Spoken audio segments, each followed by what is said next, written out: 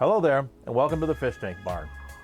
While I was in Northeast Ohio, speaking at the Medina Aquarium Society, I had the opportunity to visit the fish room of Josh Cook, who is an avid Goodeid keeper and keeping many species that I'd never seen before in the hobby. I gained a lot from visiting Josh's fish room and learned a lot about the fish that he keeps. So let's go ahead and get started with the tour. All right, so we're going to start out here with the first tank. Looks like Rarest Roseneye. Yes. Looks like 20 gallon long maybe, or 10 gallon? It's a 10 gallon and I have lots of cover. I've seen a couple people breed those colony, which I'm envious of. But I got 8 of them about 6 months ago and I ended up with I think 6 left, and I only have 1 female and the rest are males. And I've seen her gravid and pregnant a couple of times. And I've polled, and I don't know how yet to. There's a random half beak in there. That was a failed breeding project that she got absolutely tore apart, and I didn't feel like mercy killing her yet. So she's living out her life in there, because they're all pretty, that's a pretty aggressive fish. As for as small as they are, people don't realize how aggressive those fish really are. The half beaks or the both. The Rarest I've seen in my experience. Mine have been very aggressive as well. Yeah, they're both incredibly aggressive. So eventually they'll get a bigger tank, but for now I'm just trying my luck to get a female to pull and set aside.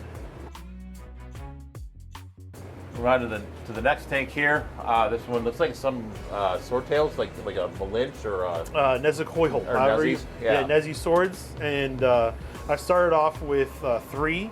I had a male and 2 females, and now we've built up to this. And the little tank off the breeding box has fry. That's a fish you definitely have to pull the females and let them drop. Even with the immense amount of cover in there, you still need. Another cool thing about that tank is in the bottom there's panda cories and snowball plecos. And I started off with 4 or 5 snowball plecos, and now there's about 12 in there. And I started off with 5 or 6 panda cories, and now there's about, that's a mega clown. There's like 1 or 2 random mega clowns in there. But pandas now, there's probably at least 30. You wouldn't know it, but there's probably about 30 of them in there. And they just spawn in the fry show up. There's enough cover and they leave everybody alone. But for some reason, them swordtails, you have to pull them or there's no fry ever. Yeah, I have not had any luck with Nezzies. My colony's kind of small. Like I lost my male. I've got 2 pretty large females, but yeah, they've pretty well. Yeah, I don't know what I'm gonna do with those. I gotta start pulling for sure. Yeah, a lot of fish I find I really do have to pull. As much as I would love, a couple of fish you'll see will colony spawn, but most of them you're gonna have to pull. Those are yeah, humpback limias. There's a lot of, this is their breeding season. They like it a little bit warmer, but I don't heat this area in the wintertime, so the top tanks will get in the low 70s, 71, even 69 in the wintertime. And they're not the greatest fan of it, but they make it through the winter. But once it starts to get warm like it is now here in Ohio, they start to give me fry. You can see there's a couple real big females. There's also some longfin lemon blue-eyed plecos in there, and longfin peppered cories, and 1 random pea puffer in there too. There's 1 random pea puffer in there for fun. Those are just a swordtail, and there's a couple platies. So the swordtails I've had for like 3 going on 4 years, and I really liked the yellow fin on the males and the females. It doesn't show in that picture, but it's one of the like 2 or 3 domestic type not wild, but like live bears that I keep. They're gonna get a bigger tank. They're in transition right now. They were getting really beat up. I tried to keep them with the Iliodon furcidans, because I've seen some people keep other wild type swords with Iliodon furcidans, but they just beat them up, so I couldn't keep them with them. moving on to one of the most important parts of Josh's fish room are his fry tanks. I like them dirty too. That's gonna sound stupid, but there's enough microfauna in there. God forbid I'm so busy a day and I forget to feed something. There's enough scuds and other little seed shrimp and that kind of stuff in there from them to nibble on. And most Goodeids are omnivores, so there's other algae and stuff on there to nibble on. The only reason I have a heater in that middle one, Illidan's actually, that up there gets kind of cold in front of the window. Okay. And it's just like one of them cheap Tetra ones that just keeps it like 75 or something like that. So that way, that tank down there is probably 73. And the last thing I want is for her to be 4 or 5 degrees cooler. Yeah. So, but she's heavy. She's real heavy. Any day now. You can see that they square off, as you know. Yeah. The abdomen. So tomorrow morning I'll probably come down at it real early, right when the lights come on, and look.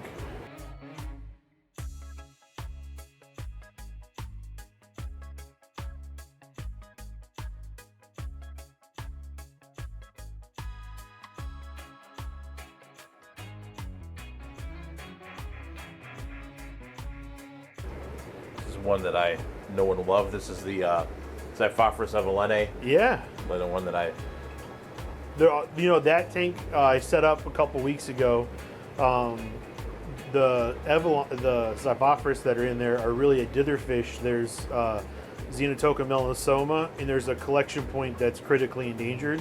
So there's 8 of them. You'll see them in the very bottom, kind of swim around. And I found that exact collection point to be incredibly timid and shy versus the other collection points of melanosoma. So I put those Evelyn in there, and their moods entirely changed. So my hope is by providing them with the dither fish, they'll be more comfortable. They'll spawn for me. Well, not spawn, but they'll breed, and I'll hopefully get some fry and get those out to other people. My friend Jed, we talk often online, and these are Illidan furcidans, and we call this the controversial furcidans because it's the Xanthusi label on them, and it's not really an ESU on the Goodeid Working Group site by any means, but here in the United States, it's either Greg Sage or the Xanthusi. We don't have yet a actual collection point of Illidan, but I still believe that, if a story comes with the fish, especially even though Illidans aren't endangered, they're one of the least concerned of the Goodeids, I still think the story should stay with the fish, and that way, if something were to happen, God forbid, you have the story for it. You have the story for it, and the information helps any scientist or whatever. So yeah, I mean, the ones that I have in my fish room are kind of mutts, but yeah, for sure.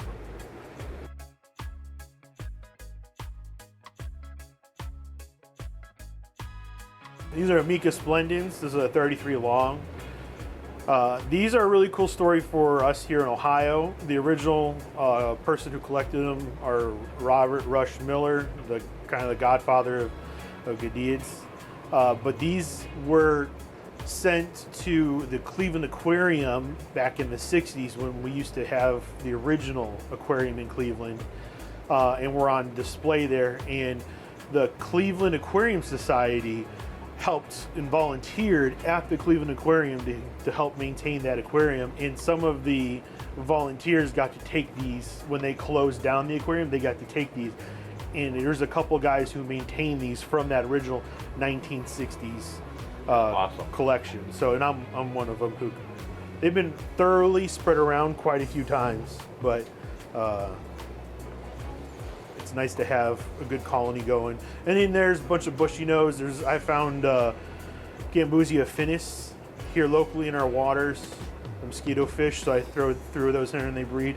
There's an electric blue crayfish in there too, and cherry shrimp, lots of cherry shrimp.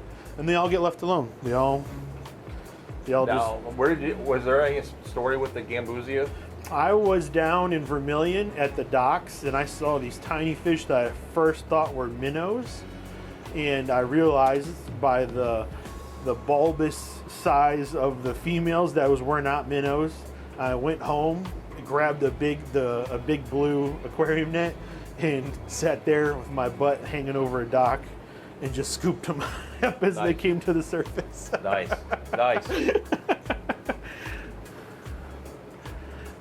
And I've had them in my, like the Gambusia I've had now for like That tank has been set up for 3 years. So that tank has been that way for 3 years, and the Gambusi have been there as long as the Amicas have been. So.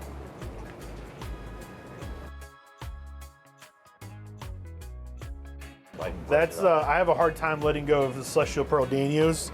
I have a fun time breeding them. Every once in a while I'll get into an egg layer kick and I'll do some barbs. So you'll see some random barbs floating around here every once in a while. But those are also in their bumblebee platies. They were just they just did it for me. I saw them at PetSmart one day and I said I have to have them. And, I like healthy bumblebee. They're platies. beautiful and they're super healthy. It took a long.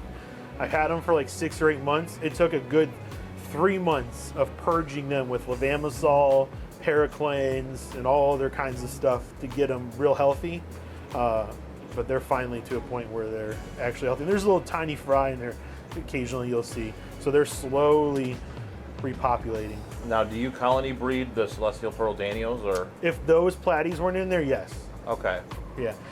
What I'll do sometimes is I'll set up a 1 gallon glass vase.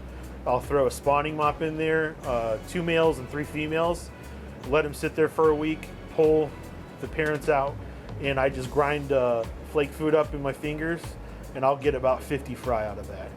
Awesome.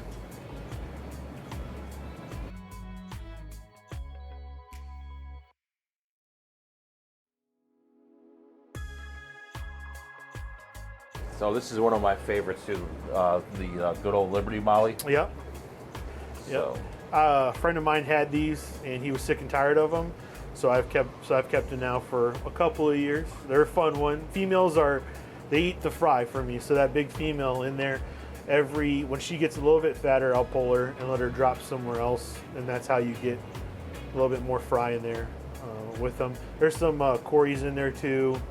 That tank's kind of in limbo. I don't like to keep those by themselves. They're such a fast moving fish. You can keep them with a lot of other fish as a dither. Fine. Hey, that's your Los Pinos female, dude, right there. No, that's Cragdon lateralis. Or was it lateralis? That's a male. Yeah. Okay, there's two random lateralis males. Okay, I'm like, dude, that's your female. No, that's so the lateralis in this tank over here, they colony spawn. Okay. And if they get too many males, I lose the fry. So there's 2 males in there. There's an extra male over there, and then down over there's 2 more males. Okay. So I thin the males out, and that way I don't lose too many fry. I've always struggled with lateralis too. I like crocodons, like they're hard. They're very hard. Like I've gotten a few. Yeah. I'm in my life, but yeah, they're definitely a struggle bus. The lateralis are easier than the audax by all day.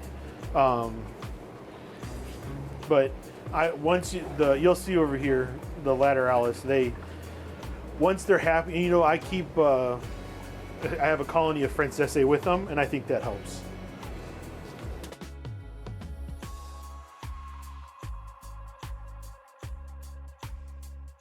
Yeah, so this is one that I have too, but this is the more, I think, of the collection points. This is the more common one around the hobby. It's still rather rare, the Xenotoca melisoma.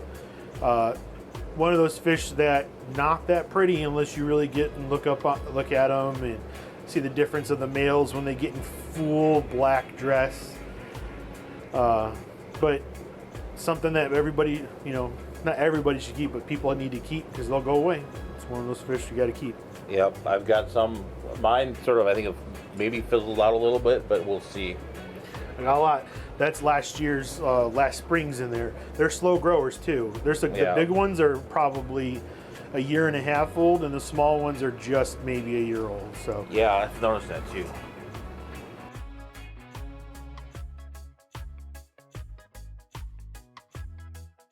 Now this is one that I have not kept at all. I've never seen this fish, let alone kept it. Yeah, so this is the one I am working on. When I say I'm working on a fish, I'm giving them water changes twice a week. They're getting live baby brine. They're getting top quality food. I'm doing everything I can to try and get a pregnant female, but that's Xenophorus captivus. That's really cool. The males on that are kind of green Looking, I think there's one, yep, right there in the front. They kind of look like a Mecha Splendens a little bit with a different yeah. tail, with a different like back end of their body a little bit. Yep, they get that yellow edge of the tail, but they get real silvery, almost like Xenotoca variata, like that kind of color, but they're more green when you really get like a true aquarium light on them. Yeah. They're a real pretty fish. Haven't seen them very often. I was really lucky to get my hands on these guys, and I'm hoping these guys are probably 8 months old, I would imagine. And Where did you find those? Pat Miller. Okay. Yep. Another. Yep. He posted them on the ALA's. What do you call it? The haves wants. Yeah, haves and wants. And I saw him. I said, I'll do it. Whatever you want, let's do it. So.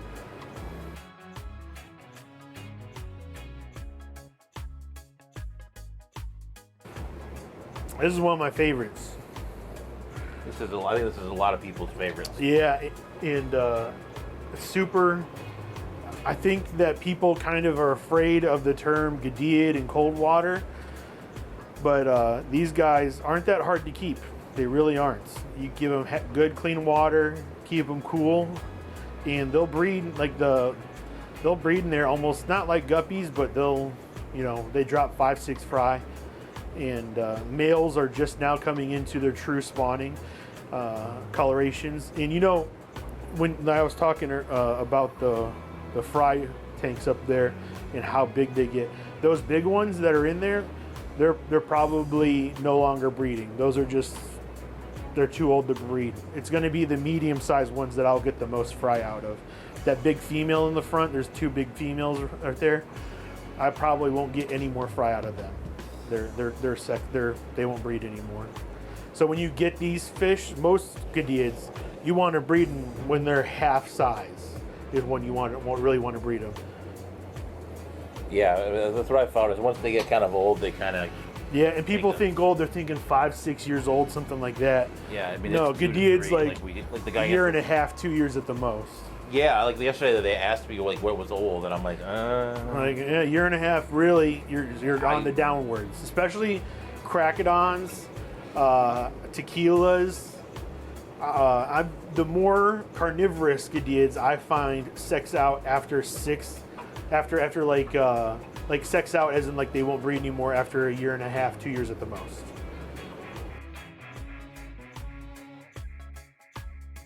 So.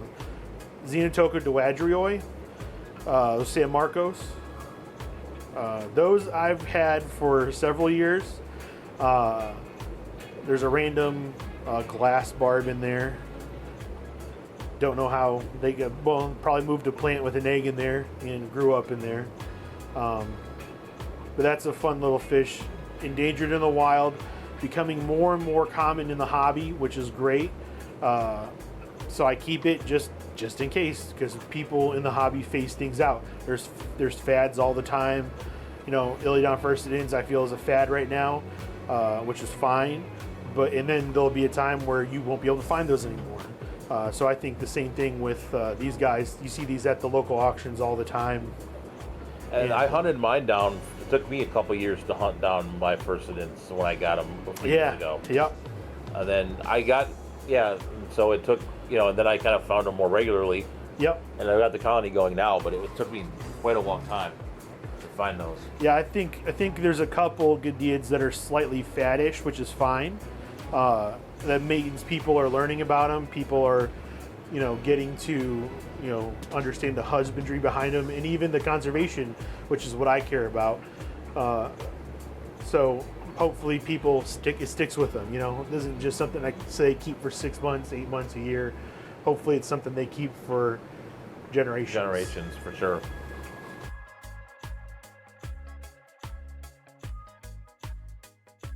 All right, moving onwards to another one of my favorites here. Yeah, this is super underrated. I think this fish, Xenotoca lion's eye, is prettier than the San Marcos. I think the colors are more vibrant. I think the yellow on the tail and the blue half body, they're very aggressive.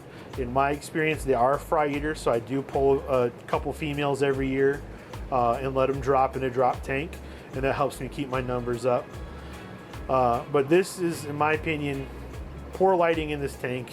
But if you really got to see the true colors of Xenotoka lion's eye, that orangish yellow tail, that bright blue on the half body with the black spot, I feel like that's a much more pretty. Yeah, I got Goodeid. some lion's eye too, so hopefully I'll get mine going a little bit. If you want some more, I'll get you. I can hook you up and go home with some. I got the ones from the meeting last night. So Those are those ones right there. So. yeah. So I think I'm.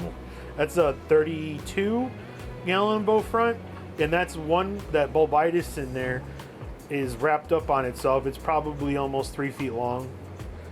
True. So you'll see a lot of bulbitis plants, African water ferns, in this fish room. 5 years ago, I ordered online some bulbitis plants. Didn't get them. Month later, I got an email from the guy. We're sorry, we ran out, but all I have is rhizomes. I'll take them, don't worry. He sent the rhizomes. I got 5 rhizomes. Every bulbitis in this fish room has come from those 5 rhizomes. There's probably, I think, 28 to 30 different bulbitis plants in this fish room. Nice. A lot of them bigger than basketballs. So it's, That's outstanding. yeah, it's between the Java fern, needleleaf Java fern, Anubias, and bulbitis. That's the backbone of all of my fish tanks.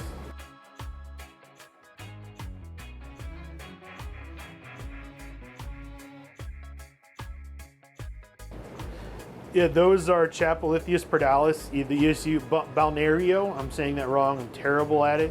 There's a couple barbs that I'm going to work with that I tossed in there. They leave everybody alone. The red panda barbs, I'm kind of conditioning them. Pardon the, I just noticed the fish net that fell in there. I forgot about it. We can edit that out. Yeah, those are really cool fish. The lineage behind those is there's an older gentleman in the local club here in Lorain. He was down to about a dozen or so, and he was looking for someone to take them on, and he kept them for years and years. Like when I say years, he kept them for more than 10 years. And so I said, I'll take them. And so here we are. I've given them away, sent them to a couple different auctions, but these are the ESU ones, which some people say ESU ones don't necessarily exist, but you'll see a couple males spawning right there, fighting for territory over that clay pot. They look a lot like the Amica splendens, whereas the Amica splendens get silver on their sides. These guys are gold. Interesting. Yeah, I bought some of these at the club meeting, so hopefully I can get them going. And Yeah, if you need more, just let me know. sounds Take good. care of you. Yep, we can work on that.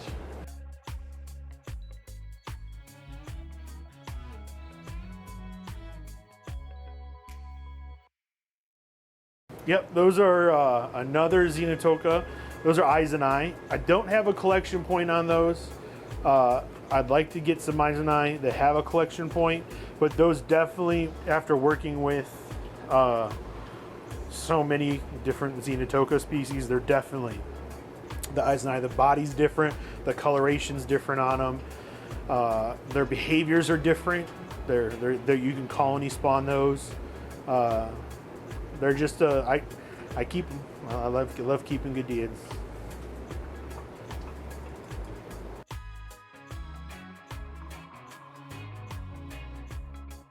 Yeah, that's the other. I'm looking up the exact location here because I'm terrible at them. Is that the Viviparus? Yep, the Jardithes viviparus. I have the collection on them. There's 2 pairs in there.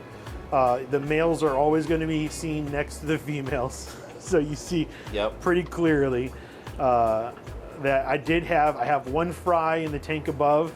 I had a drop about 2 weeks ago, and there was 3 fry total. 2 of the fry didn't make it, 1 did. I had the fry down there, and he was just harassed so much that I pulled it out and put in a more less temperamental tank for him to get a little bit bigger before I put him with the others. But now, are those the same as multi-radiatus, to where you have to keep them super cold and super frigid and super everything? It have to be below 70. Okay. So that tank right now is probably 63. Okay. So down here, it's a colder day like today, but on the bottom, I have 2 fans pointing at this whole rack because this is kind of the cold rack. The colder rack. It's against the exterior wall, and I use evaporative cooling a lot in the summertime, especially with some of these species. They have to be kept cooler. Scyphia multipunctata. I'm going to say the name wrong because I'm terrible at the names. Camaquero. I know there's somebody who's going to watch this and go, that idiot, he's saying those names wrong. I started off with like 4 fish. I had 3 males, 1 female.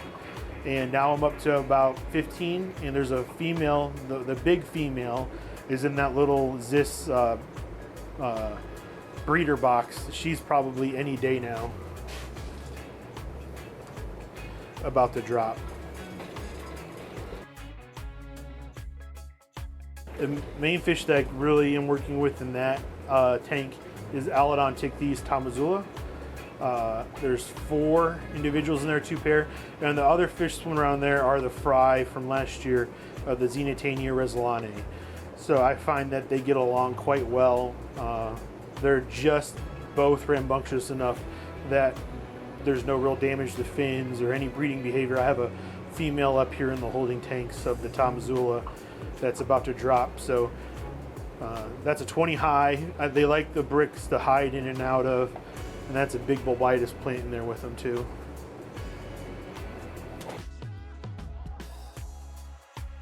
So this next one's one of my personal favorites. Unfortunately, I don't have it anymore, but I can give you some. If you want them, I can ship them to you if you find a tank for them later, or if you want to take some home. I got fry over there. You might be able to talk me into that. Now I might have to use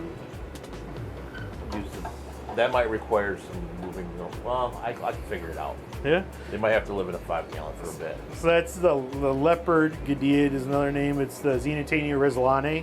There's 7 large individuals. Those are all adults in there. There's a couple small fry that snuck through that I didn't pull, but I'll pull the females out of there 3-4 times a year and let them drop in a drop tank. They'll give me up to 7 fry. But when you really get to watch that fish, they're very pretty and they have great personalities. They're very active. They have you can see sometimes they beat each other up in there, but it's a fun one to watch.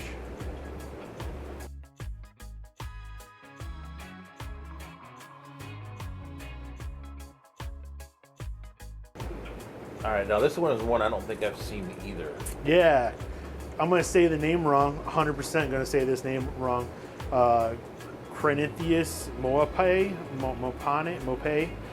This is Bailey White River Springs, I think, is the collection point. It's the egg-laying Goodeid. And it's the only legal one to own in the United States. All the other ones like these are illegal to own. I like all the other Crenithies and all the other ones. Yeah, the Crenithies, yep.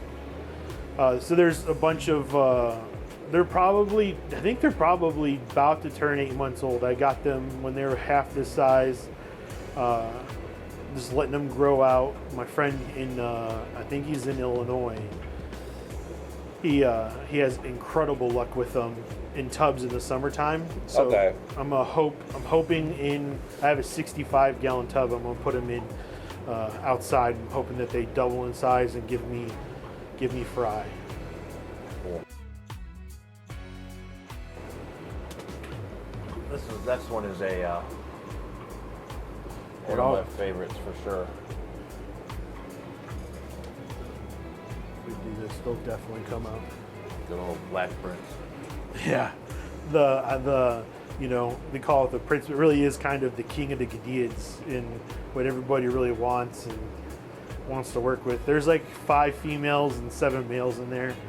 I've had moderate success. I'll find a couple fry in there every once in a while, or if I see a real heavy female, I'll pull her and I'll get 1 or 2 fry from. I don't know if it's the line I have. I do have a theory that they're so desirable that when people do get their hands on them, they breed and breed and breed, and the fish that they're breeding may not be the healthiest fish, and so they give not so healthy young.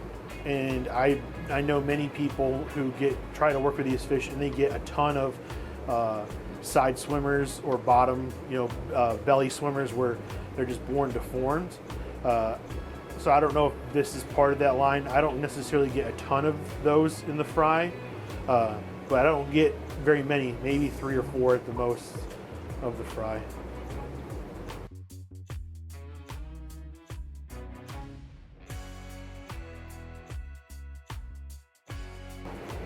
All right, next up is another good one. One I haven't had in a while, but I did have this at one point. This Crocodon lateralis. Yep, and there's Crocodon lateralis in there. There's probably a dozen of them, and they actually colony breed in that tank. You'll see some real young ones in there come to the front here, but there's also Scyphia francese with a good collection point from the Aqua Lab in Mexico. So that's why those are separate from. You'll see another tank. The other ones are kind of an aquarium strain. They don't have a collection point, whereas these ones do. That's a 20 long on its side, and they're just that's a fun tank to watch. Especially there's a couple males of the lateralis in there, so bright red. They're incredible. All right, so this is another favorite of mine. Unfortunately, one that I don't have the temperature requirements to keep. Yeah, I think a lot of people, I've heard some pretty creative stories of the jarred ichthyes multiradiatus, how to keep them. I even know of a guy in California that puts frozen water bottles in the tank in the summertime to keep the temperature low. He has success with them. Yes, he has success. But I've got 9 fry from them, and I have 2 more pregnant females in there that probably are 2 weeks away from being pulled to let drop. They don't eat their fry, but I like to see the fry and actually know that they're eating and how the health of them is. So I always pull the fry and will put them in the breeder box there. I just feel like being able to get the right nutrition to them, like live baby brine, or maybe not vinegar eels, but like white worms or micro worms to them, type of thing, really helps. But that tank gets a 80% water change every 2 days. Nice. And I almost messed up with those fish. I really did. When I first got them from Pat, I had it all like the other tanks. I had gravel, lots of live plants, and one thing that I noticed is I started losing some. I started to lose a couple, and I was like, what's going on? And then I noticed some fungus on some fins, and I was like, what the heck is going on? It wasn't the temperature. I don't think water quality was fine. So I stripped the tank, treated with levamisole, Paracleanse, the Med Trio. I always do the Corey's Med Trio. Put him back through that, and I lost probably 5 or 6 of these guys. I lost, and I just took it down to a bare tank, sponge filter, box filter, big rocks for them to swim around, and they finally came back and they started breeding for me again. So that's why that tank's bare. I don't know. It's just like it's what I find works. Hey, if it works, there's no reason to change it. Exactly.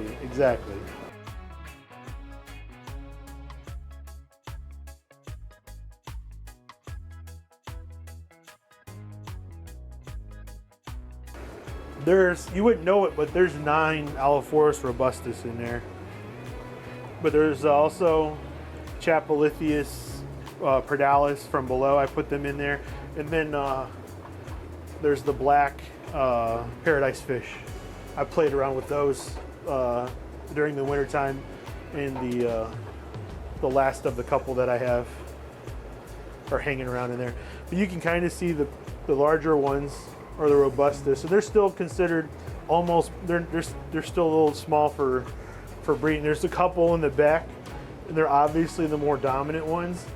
They're like significantly larger than the other ones, and those are the ones that probably in the fall will breed for me. I've only gotten a couple of robust. I only have a couple of robustus left, but they're about the size of those that you got out in the front. Yeah, you can see that one is peeking out on the right. He's a little bit larger one. Yeah. She actually might. Is she? Sometimes when they come out, sometimes you just gotta check. You're like, are you holding? Are you holding? Sometimes you just gotta look. But that's jungle val, and then it's not hair algae. That's that moss ball stuff. Okay. On the bottom, that's hair algae up top. Don't get me wrong. Yeah. That's hair algae up top. But the stuff on the bottom is actually the Marimo moss ball just kept growing and growing and growing. And you wouldn't know it, but there's probably 30 corridors in there too.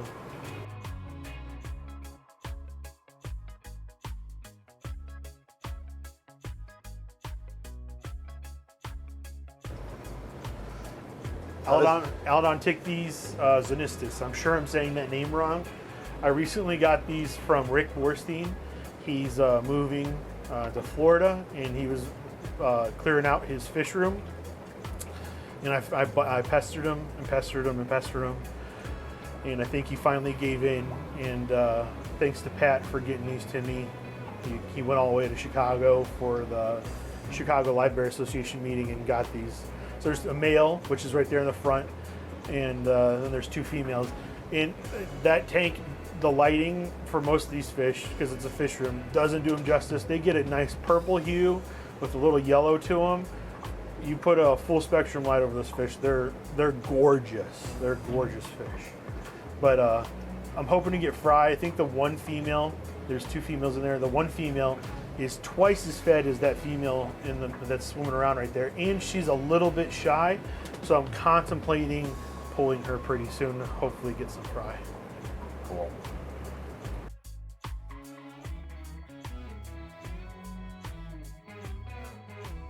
Pygmy swordtails. Underrated fish, really beautiful. Males are bright yellow. Females look just like a regular swordtail. Males don't get a sword. They really don't get a sword very much. There's also Julie icories in there. Now, have you had luck with colony breeding those, or have you had to pull those? I have to pull them. Okay. Yep, I have to pull them. There's that one female in the front. She'll probably in the next couple of days get pulled. Okay. And I put the floating breeder box in there with the grate at the bottom, and she'll drop. You would, again, just like the humpback lumias. You would think you'd get 10, 15 fry out of that. No, you're gonna get 5. You're gonna get 5, 6 fry out of that female, and that's it.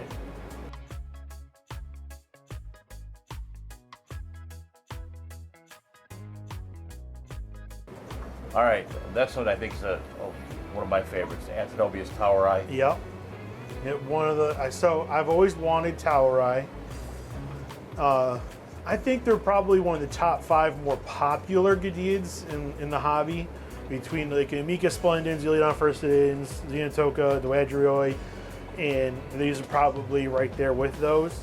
But I always wanted a collection point. So these have a really nice collection point.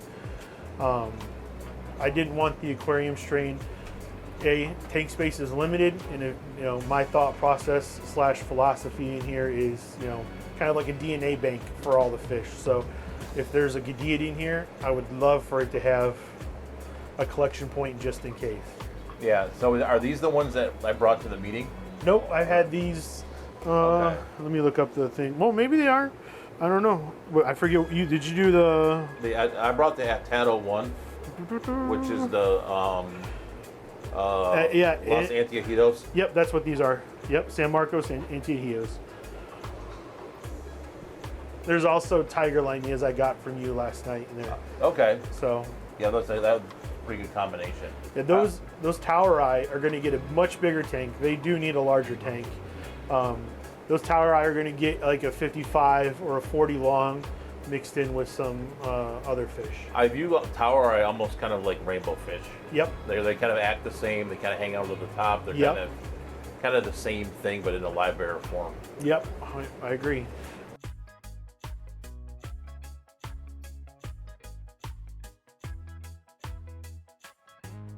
Limea vittata. Those are the largest limea of all the limea species. You don't see them. They're becoming a little bit more popular. I know Dan's offered them. DansFish.com has offered them a couple of times. They're seasonal spawners in my fish room because of the temperature of the room. So now that it's getting warm, there's 2 females in there that are starting to get a little plump, so I'll pull them.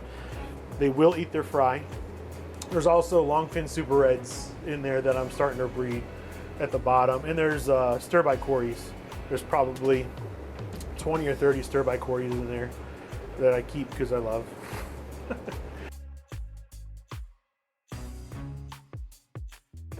That's a holdover tank. Again, that 32 or 28 gallon bow front blue is seen, and so that's Scyphia francese. They are not as pretty as they could be. I've posted videos on my Facebook recently. I always post videos of the Goodeids and breeding, like behavior and fry updates and that kind of stuff. And those fish could be 1,000 times more beautiful, but they're going to get a much larger tank here pretty soon. So.